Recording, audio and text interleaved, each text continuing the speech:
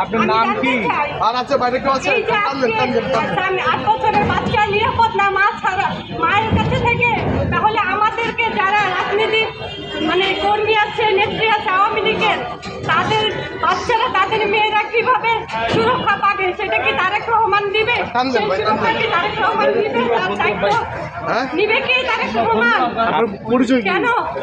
আমি মিষ্টি সুভাষ, আমি বাংলাদেশের একজন সাধারণ নাগরিক হিসাবে বঙ্গবন্ধুকে ভালোবাসি এবং আমি এটা বলতে চাই, আমার মতো একজন সাধারণ মিষ্টি সুভাষকে আটকে রেখে যে কারাগারে কিছুই বন্ধ করতে পারবে না, কারণ হাজার হাজার লাখ লাখ মিষ্টি সুভাষ আছে জননেত্রী শেখ হাসিনার পক্ষে কথা বলার জন্য। তাই আমি বলছি, আমার বাচ্চার যদি আমার কোনো কিছু হয়, ওই বাচ্চা যদি এরকম নাফিসার মতো যদি এত খারাপ অবস্থা হয়, সেই দায়ভার কে নিবে? প্রধানমন্ত্রী তারেক রহমান নিবে?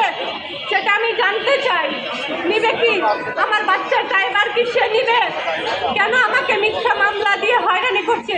আমি কোনো রাজনীতির পদে ছিলাম না, আমি একজন সাধারণ নাগরিক হিসাবে জননেত্রী শেখ হাসিনাকে ভালোবাসি, শক্তিটাকে বলছি, সেই কারণে আমাকে মিথ্যা মামলা দিয়ে কি করেছে? আমাকে কারাগারে বন্দি করে রেখেছে। আমার জামিন হওয়ার সত্ত্বেও মিথ্যা মামলা, আবার মিথ্যা মামলা আমাকে। আপনার সাথে তো রামিসা হত্যা মামলা আসামি আপনার সাথে আসছে, সারা পথ আসতে কিছু বলছে কিনা আপনাকে? না, উনি কিছু বলে নাই। তবে আমি এটা জানতে চাই, আমি রাজবন্দী, আমি দেশের জন্য কথা বলে আসছি, আমাকে কেন একজন রামিসার হত্যাকারীর সাথে আমাকে একই গাড়িতে নিয়ে আসছে? কেন নিয়ে আসছে এটা আমি জানতে চাই। এতটা অসম্মান কেন? কেন আওয়ামী লীগকে তারেক রহমান ভয় পায়? তাহলে কি ভয় পায়? তাহলে কেন আওয়ামী লীগের নেতাকর্মীদেরকে বন্দি করে রেখেছে? কেন রেখেছে আমি জানতে চাই। আমি শুধু জানতে চাই এই বিষয়টা, একজন মানে বাচ্চার হত্যাকারীর সঙ্গে আমাকে নিয়ে আসছে।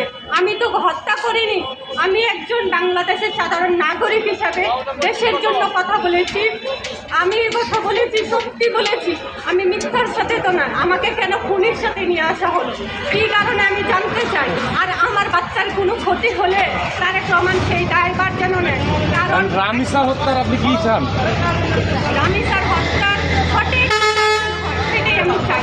আর এই সঠিক বিচারটা এটাও চাই, যারা আমাদেরকে মিথ্যা মামলা হয়রানি করছে, মিথ্যা মামলায় দিনের পর দিন আটকে রাখছে, মিথ্যা